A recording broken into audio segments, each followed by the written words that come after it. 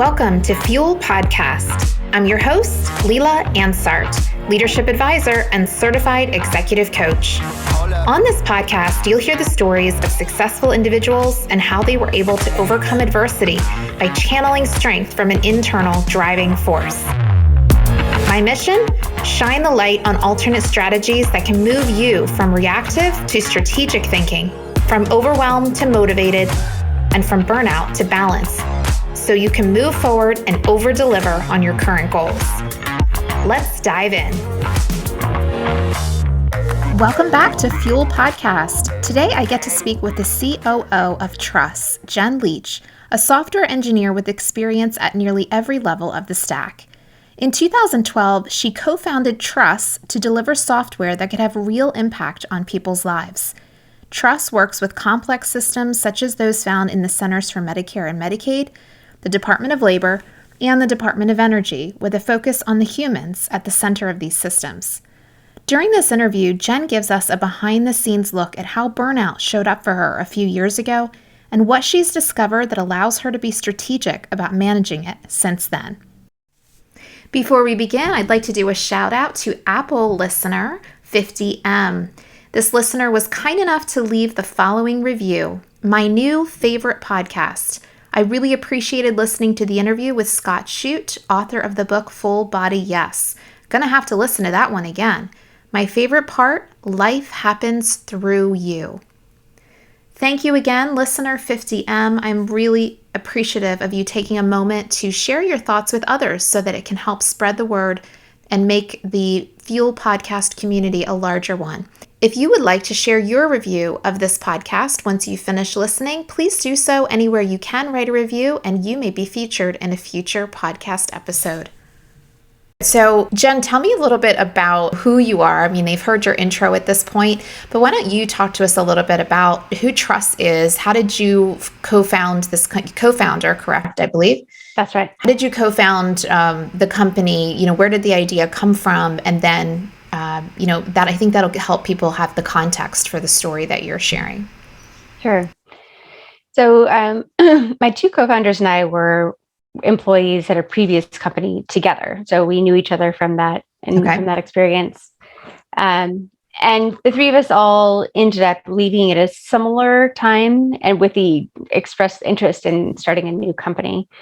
And we had similar thoughts about what we wanted. We all had a sense of like a type of company that we wanted to build, and not necessarily like a particular product, but like a way of behaving within the company. And when we got together and we initially working on a product idea that, was just something that seemed interesting to work on. We worked together very well. And we, eventually over time, after a couple of years, we pivoted to a consultancy from the product company. And that's what we've been doing for the past 7 years or so. Yeah. Okay. And tell us what Truss does. We are a software development consultancy. Most of our work is with the federal government. We do, we tend to come in when somebody's already tried to build something and they've failed. So, like as an example, one of our projects is to work on the unemployment insurance systems for the United States. Interesting. Mm-hmm. Okay. Complex systems, a lot of stakeholders, and we come in and do a lot of like research and exploration to understand people and what their needs are, and try to build things that serve the people involved. Wonderful. And Truss is how old now? We're 10 years, I think, just about, almost. Okay. Yeah. Okay. So you had shared with me in a previous conversation some of your journey around building this company and what it required of you. Would you be willing to share that now? Sure. Well, there are many, many stages to that. I think that you're thinking of about 4 years ago or so. Yes. That particular. Yes, exactly. Well, let's see. So I'll hop back to around 7 years ago. My co-founder, so of my two co-founders, all three of us have kids. one of them has a daughter who's in high school already, so she's a little bit ahead of my daughter. My daughter is 7 now. My other co-founder has kids who are 2 months older than mine. Okay.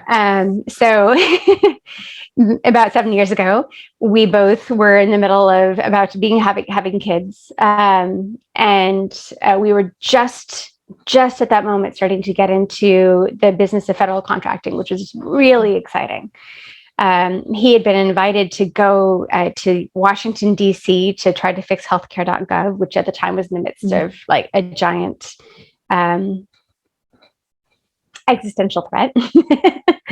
And from there, that was a seed after which a lot of subsequent work followed on. So as our business was taking off, we also both had kids. I just had one daughter. He had twins, twin boys, and we were obviously all busy, and we tried to support each other. We each took some leave, and then came back to work. And it was, it seemed to all be working all right. And it was about 2 years into it, I think, after that I began to really notice that things were not working well. Okay. And, it was one of the things where, I had been working with a client. I had the luxury of being able to work from home until 8 months, until my daughter was 8 months. And then I began to go back on site with clients. And when I began doing that, and going to my client's office, full time, being there 40 hours a week, I tried to follow the pattern that I'd previously had. Just having, meetings in the morning, meetings in the afternoon, occasionally a lunch meeting, maybe if it happens to become necessary. And at the same time, I took on a project with a client that was very important. It was valuable to the client, with a lot of really exciting outcomes, a lot of really fun work to do, a really wonderful team. And I was excited to do that work. But what it began happening is that to do all of that, I was getting up in the morning and immediately, as soon as I got out of bed, it was, I'd taken care of my daughter, getting her ready to go to daycare, then commuting into work, working the entire day. Most days I ended up not taking a real lunch break, coming home and then the evening routine, and not having any breaks at all.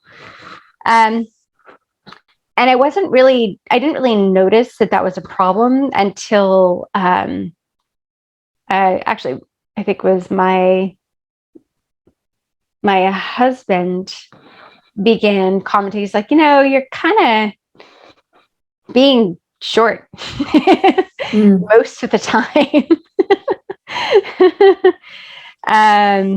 And when he brought that to my attention, I started paying attention and noticing that he was right. I was not being my best self. I think we all have those moments.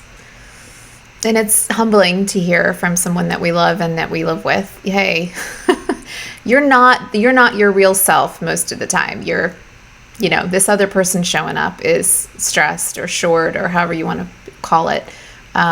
Incapable of having a real conversation. Yeah. And it could have been really off-putting to you. And instead you listened and said, well, let me think about that. And then kind of saw some truth to it. Yeah. So what happened next? Yeah. Right. Yeah. So, and what was happening, and I really feel for him, because I was coming home and I'm an introvert by nature. And so I would come home and my first thing would be like, don't talk to me. Yeah. Just leave me alone. And I just wanted to, just like be by myself as much as possible. And that was no fun. But I began to pay attention and notice that, yes, he was right. I was being, I was not really able to have a conversation because I didn't have the bandwidth for it. I didn't have the mental space for it. I didn't have the like emotional patience to think about anybody else's what they were experiencing. I was only able to like be in my moment and not experience theirs. I noticed that was going on. And so then I started paying more attention to, once I noticed that, I started paying more attention to what else is going on. Yeah. And paying attention to, like, for instance, when I was sleeping, I was having, I don't want to give too TMI here. Hopefully this is okay, but I was having night sweats. Yeah.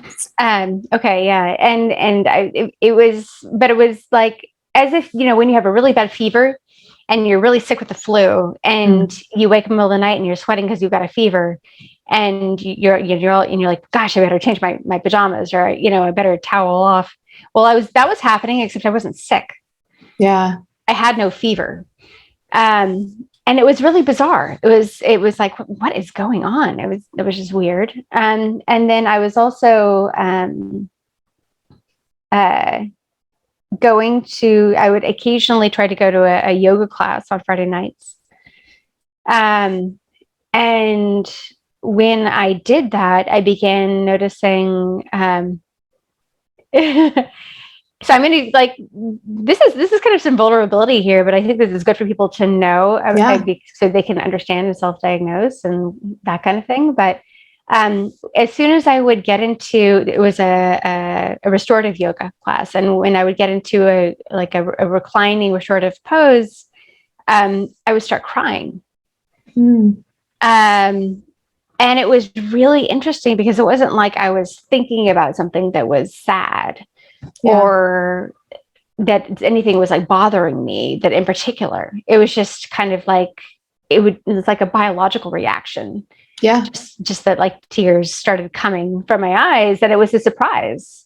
It was like, wow, what is going on? Yeah. And then I started to see a therapist. And she helped me to then also pay attention to other things in my body, of like what was going on, and in particular, my heart rate. And then I began to notice that my heart rate was never calming down. If I sat to meditate for 10 minutes, my heart rate would be at like 120. Okay. For the entire time. So I began to pay attention and like gather this collection of things that were happening, and many of them were just physiological. And eventually I began to research it and began to realize that there were symptoms of burnout. Yeah. Yeah. So when you realized that you were burned out, was there sort of an internal, no, not me? Because I mean, we've all heard about burnout and you hear people talk about those experiences. Did you find that you were challenged to identify with that? I think the biggest challenge for me was that there's so much that people write about burnout on the internet, and it's hard to tell what's real. Sure. Like, it's hard to tell. I'm very science-based. So you were saying that it's hard to know what's real when you're reading on the internet about burnout. Exactly. Yeah. I tried to be very, pay attention to what data exists, and, like look at real scientific research, like what studies have been done, what's the quality of this data before acting on information that I see. But I didn't find a lot of really high quality data on this topic. I found a lot of people writing their opinions. And I think the closest I found was, it looks like I think it was a book with what I would consider to be kind of pseudoscience. Okay. However, it had catalogs of different symptoms in it describing different stages of burnout. And I looked at the catalog of symptoms and I said, that really matches what I'm experiencing. maybe this is a hypothesis, but this is viable. Sure. So what was your next step? Discovering the research wasn't quite as robust as you would have liked, but realizing your daily experience was impacting you quite a bit. What did you decide to do next? So from there, I kind of said, well, this seems like since it seems like a likely explanation, how about if I just try a bunch of things and see what if anything changes? Okay. So I started putting together a grab bag of different, things to try, essentially. So, and many of them were kind of funny. Like, as an example, for a while, and this is actually on the advice by therapist, I was trying to do anything at all that would lower my heart rate. So just like, okay, like what if I take a long hot bath? Mm-hmm. Like afterwards, does my heart rate go down? What if I go on a hike in the woods? Mm-hmm. What if I go running? What if I, just just trying a bunch of stuff? And I began to keep a list of what helped. And so, and there were a few things that were actually being in nature, going on hikes and being in the woods did help. Interesting. Being in a green environment helped. And it was interesting because it was one of the few things that had a really marked effect. Yeah. And by green environment, you're talking about being outside in the fresh air? Okay. That's right. Outside in a amongst plants in a natural environment. Yeah, it could be Golden Gate Park in San Francisco. It could be Tilden in the East Bay. I, of course, live in the Bay Area for my references. Yeah. But, pretty much anywhere where I was surrounded by trees and greenery. Okay. So how did that land with you? Well, so when I began to build this list of things, then that became really useful, because then I could use that list to self manage, basically. So I started trying to get into natural spaces on a regular basis. I also, by the way, another thing that really helped was acupressure massage specifically. So like a good Chinese acupressure massage was markedly helpful. And so I began doing those on at least a monthly basis. Okay. And then actually for a while it was weekly. And that helped. That really helped. Yeah. Another thing that I noticed was, and this is an interesting one. So there's, here's one of the things that's kind of maybe not 100% sure how much of the science there is behind this, but it was a correlation I noticed. This notion of a sympathetic versus a parasympathetic nervous system. When you do certain kinds of yoga, it's supposed to get you into that parasympathetic state, where which is the opposite of the stressed state. Right. Is that relaxed state. So doing yoga was another thing that I would do. But then I began to study the parasympathetic state in general.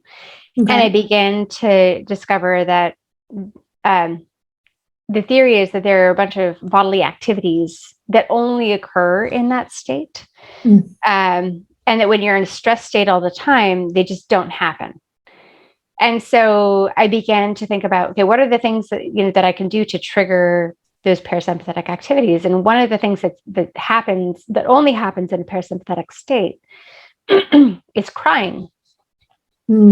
Which is interesting. So that comes back to that experience I had with yoga, where as soon as I would get into that state in yoga, I would have tears streaming down my face. Yeah. And so one of the other things that I did is I began to try to get myself to cry. Did it work? Yes, it did. Wow. Yeah. It was kind of really amazing. I started explicitly looking for the sappiest movies I could find so I could watch them, so I could make myself cry. And then after crying, I mean, I have a mixed view on crying. I cry often. I'm a crier, as I say. One of my very good friends has always said crying is so therapeutic to her. Maybe not during, but definitely at the end, feeling like she just was able to release. So is that the experience that you had? Yeah, well, I've always not been a crier. So it was actually very difficult for me. Like, it's like even physiologically difficult to just get into that state.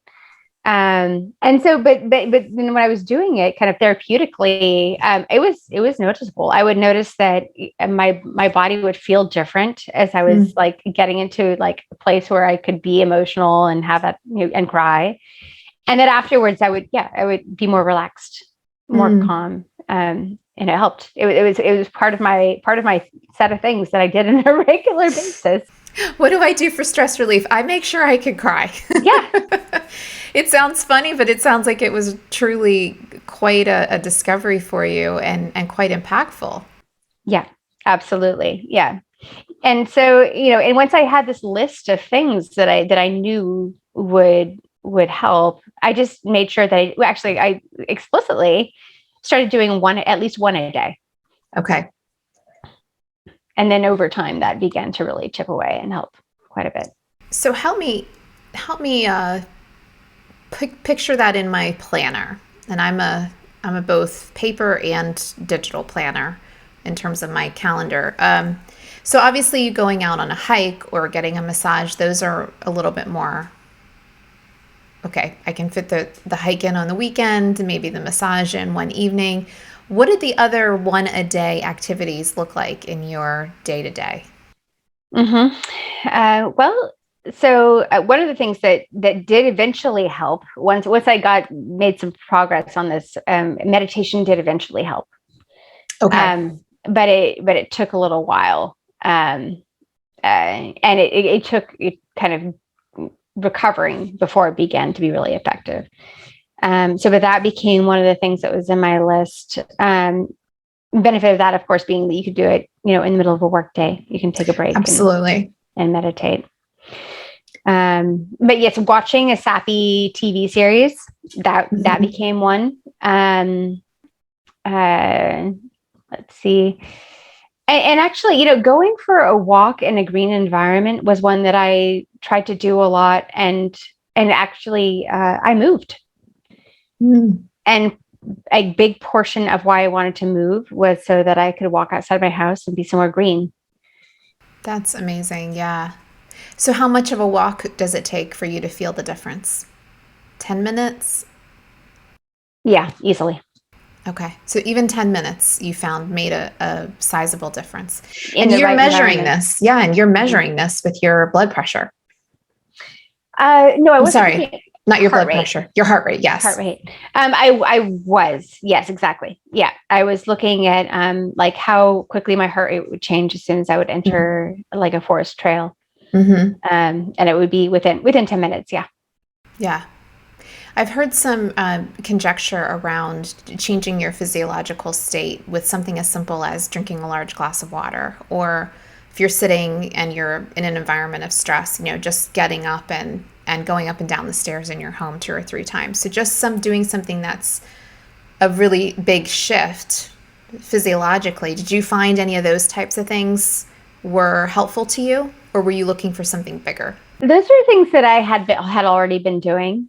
Yeah, they weren't enough. Those are those things I think of as like,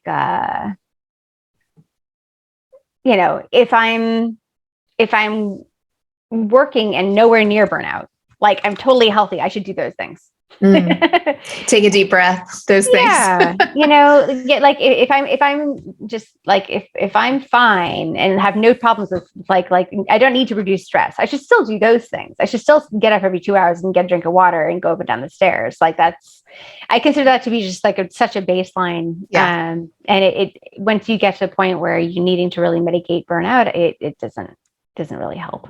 Yeah. Not where you need it to. Yeah. Kind of like taking an aspirin for something much, much larger. That's right. Yeah. So how long do you think, Jen, that it took you to go from, oh my God, I have self-identified all of these symptoms, it looks like I'm truly burned out, to shifting and starting to employ some of these activities. And then at what point, how long do you think it took to when you really started to feel better on a daily basis? It was longer than I initially expected. Reading about it, the stuff I was looking at said that it would take as long to get out of the burnout as it took to get in. Interesting.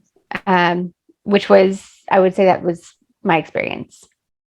It took me probably 2 to 3 years to get into it, and probably about that amount of time to feel like I was actually recovered. And is that how you are now? I recovered, or? Mm-hmm. Yeah. Yeah, no, yeah. Ever since then, I've developed habits which are preventative. So it's that, it was about 4.5 years ago or so that this happened. So yeah, in the past year, I feel like I've recovered, but I have like very explicit strategies in place to make sure that I stay that way. Yeah, and I'd love to hear more about that in a moment. Before we move on, as you know, the theme of this podcast is around your fuel, your internal drive.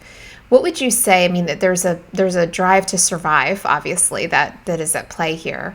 But what would you say, if you could look back at that journey, was the thing that kept you pushing through?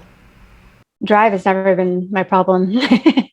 And well, in a way, drive is what caused the problem for me, right?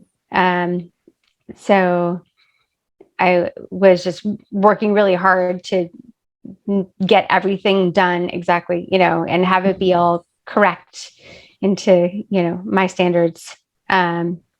So in a way, I had to relax that a little bit, and have be less perfectionist. Yeah. And I actually, that was a change. A change was that I had to give myself permission to do self-care. That wasn't something that I had ever prioritized before, or allowed myself to take time for. So I remained pretty driven in terms of wanting, my business success and making sure that my child was okay. And the real struggle was letting myself take time off. So releasing the perfectionist drive. Yeah, exactly. Was your drive. Yeah. I love the irony there. Right. Yeah. And it sounds like that was a pretty big shift for you, given the way you lived your life up until that point. Yeah, it's huge. So you mentioned that you've developed some strategies now for preventative care. Are those the same strategies that you mentioned earlier, that you used for recovery, or have they shifted? Some of them are the same still. Yeah. I still love to do yoga, still love to go for walks anywhere green, go running, and do try to take opportunity to do things that let me feel like, an emotional release of some kind. So yeah, it's still a lot of those things. And then, but I've also now built time into my daily schedule to make sure that like a certain set of things happen every day, as kind of preventative maintenance, I would say. So as an example, I have a meditation break every afternoon. And if I end up missing it for some reason, I really notice it, as to other people. I love your honesty. Yeah. It's important. Yeah. It's funny, when I first started reading about meditation and the impact that it has on your mental state and your clarity and your creativity, your flow, my original thought when I first heard about it was one of, it would be nice to be in a position where, I could just wrap that into my day. It almost seemed like only certain people get to do that. Only, if I had an assistant at the time, I do now, if I had an assistant that could, carve the time out and organize this, and then I could take that time. And I always put it on this sort of its own pedestal of when I get to a certain point, I may be able to employ that. And I actually am, I feel differently about that now, but I love how you worded it, that it's a preventative care. And I'm huge into physical, preventative care, eating healthy, exercise, those kinds of things. I mean, I love my salty and sweet too. I'm not crazy about it, but I am, I put a lot of focus there, but to think about it as mental preventative care is a really nice way to reframe it. And perhaps those listening might get something from that too, that this may be the permission that you need to give yourself to move away from the potential burnout that you may be facing. And obviously, as you mentioned before, if you're already there, you may need to take some larger steps to recover before doing something like that will feel that it makes an impact. And I thought that was an interesting note too, and I'm sort of connecting these dots, so correct me if I'm wrong here, but what I heard you say was when you tried meditation first, when you were still in burnout, it didn't seem to make much of a difference. But once you had recovered, then it did. Mm-hmm. So it's almost as if we've been through an experience where we're saying, oh, I'm going to try meditation. I'll do, one of these Mindspace. Yeah, Headspace. Is that the Headspace? Thank you. Mm-hmm. I was like, wait, that sounds wrong. I'll do the Headspace, guided journey that they offer, once a day for the week or whatever.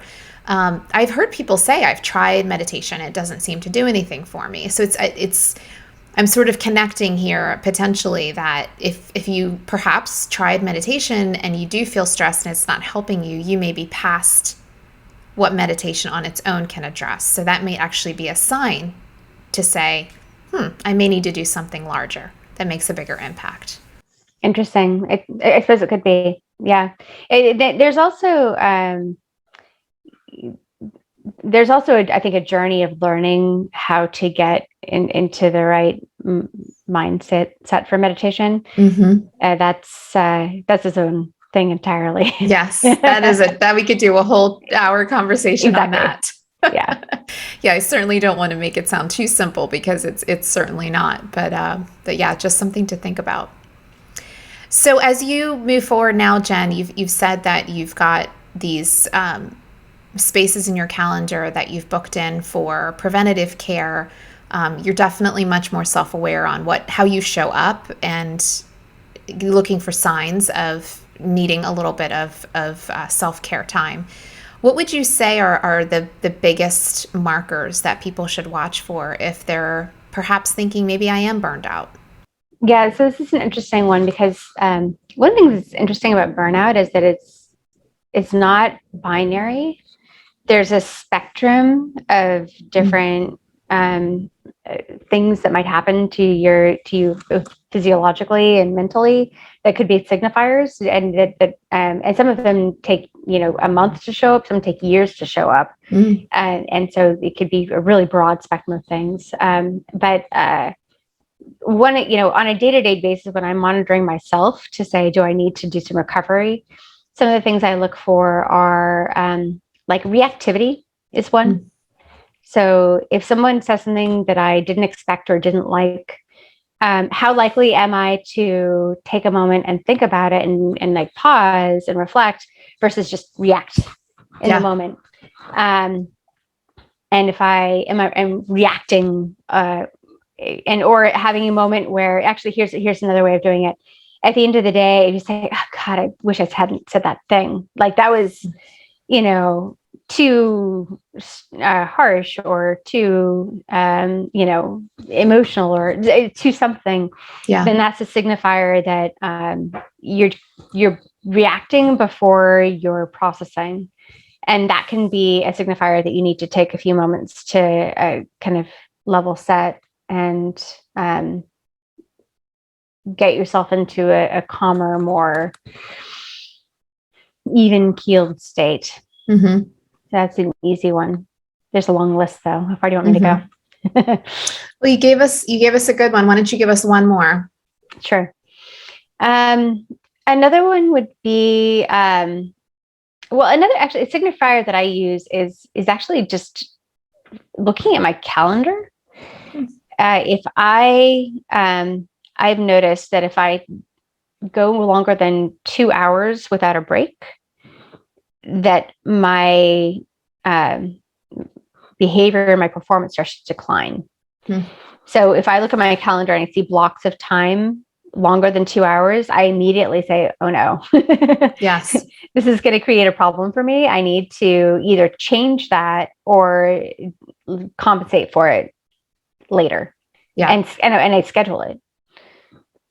So you block that time out. That's Exactly. wonderful. Yeah. Yeah. Those are really good and very practical signs. I know when we spoke the other day, you said something about, you said this earlier too, just being easily frustrated and having a lack of emotional bandwidth to listen to others. I think those are the two that hit me the most when you shared, because I think, sometimes I'm just like, the words that come to me are, I don't have anything else. Like there's nothing left to give. And so when I hear that in my head, that's a really good sign for me to say, okay, Leila, you need to step back and do some recovery. I like how you put that. Yeah. And luckily, hopefully, if you see little signs like that here and there, doing something to kind of balance and compensate for that immediately can help like maintain a good homeostasis, and hopefully never get to the point where you have like a racing heart 24/7, right? Or or you find that your diet or your appetite has changed, or like there are things like that occur, but those are pretty extreme cases. Yeah. And certainly if you're experiencing any kind of physiological changes, then that's pretty extreme and something you have to take a look at. Well, I love getting out in nature. I'm with you on that one. I was lucky enough to be in Colorado this last weekend, hiking some of my favorite spots. I love Colorado in the fall. And one of the things I noticed too, in terms of feeling like nature gave me what I needed in that experience, 2 of the times I hiked this last weekend, I wasn't listening to anything. I was just really focusing on my breath, and it was a challenging hike. So focusing on my breath wasn't hard because I was breathing hard.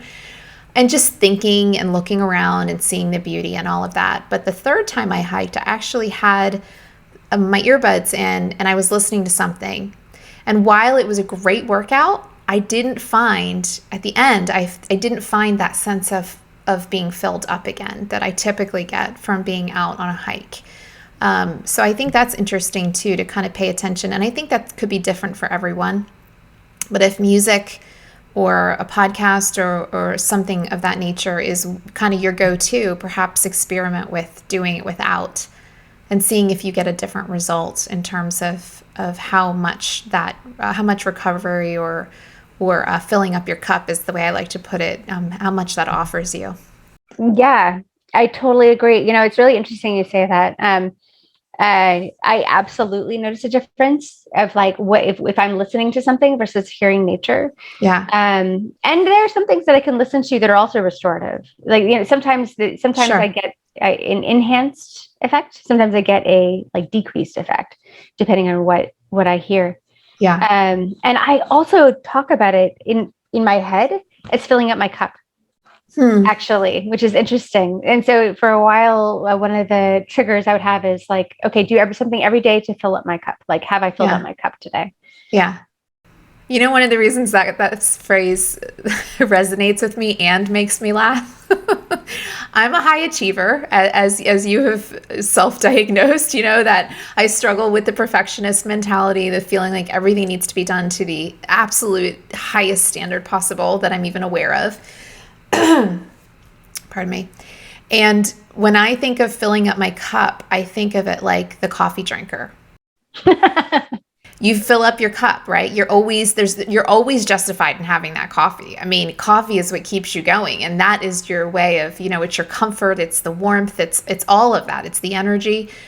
And so it makes me kind of giggle inside, because when I say I'm filling up my cup, it's like, okay, well, you took care of that. Well, what about your personal your self-care cup, take care of that and give yourself permission to be as dedicated to that as you are to your coffee or energy drink or whatever that thing is that you don't even question that you have a right to have. Mm-hmm. So it's interesting. A little play on words. Yeah, no, I literally, I keep a list of things that make me feel better. This you're paying attention comment. That's so important because it changes from person to person for every individual. There are things for them that help them recover, that are individual to them. And so you have to pay attention to like, how do I feel after I've done this thing and keep a list. It's that simple. Just keep a list. Yeah. And so one of the things on my list, I go get a coffee, like not when I made it home, but like I'll go out and get a coffee. And it's something I do for self-care. Yeah. And it's wonderful. Yeah. Cause you're getting out of your work environment to change up the scenery for a few minutes. It's beautiful. Yeah. And there's a really great little independent coffee roaster nearby here that makes a really wonderful mocha that doesn't have too much sugar in it. Nice. And it brings me joy. That's wonderful. It sounds good. I'll have to go there next time I'm in California. Sure. So Jen, as we wrap up today, thank you so much for being just so open and vulnerable with your story. I'm absolutely certain that those listening, at least 50%, if not more, have dealt with the signs of burnout and, have had the desire to prioritize self-care, but maybe not necessarily had such a practical view of how to measure it and how to watch for it. So thank you for sharing that. If people would like to learn more about you, follow you on social media, if you are active, how can they do that? Sure. I am on Twitter. I'm at Jennifer M. Leech, Leech, on Twitter. And I'm also on LinkedIn. And I believe I'm, after the slash, it's Jen Leech, I think, on LinkedIn. Okay. Beautiful. Awesome. Well, thank you so much, Jen. I think this is a great tool to add to our toolbox. And I really appreciate too, as we close up, that you sort of you turned the idea of fuel on its head. So far, you're the first that sort of said, well, my internal fuel has been so strong that now I need to change how I view that and turn it off, or maybe not turn it off, but give myself permission, you said, for self-care. Turn it down a bit. To redefine it. Thank you. That's perfect. Yeah. And I think that'll really resonate with a lot of people who are high achievers like you. So thank you again for your time. Absolutely. Thanks so much. This is a real fun conversation. Appreciate it. Absolutely. This podcast is brought to you by Leadership Impact Strategies. We help today's business leaders to navigate the people challenges of this pandemic era. With a focus on compassionate leadership, we help you eliminate team dysfunction and increase your own leadership capability, resulting in higher profits, sales, and results to your bottom line. Like what you heard on today's episode? Turbocharge your own leadership by grabbing our free resources. Discover your leadership strengths and potential blind spots with our leadership quiz, or grab our free checklist for holding an engaging team meeting. Find them both and more at www.leadershipimpactstrategies.com/resources. Finally, don't forget to subscribe to Fuel Podcast wherever you listen to your podcasts, so you'll be notified of every new episode. Until then, I'm Leila Ansart. Here's to you finding the fuel you need today.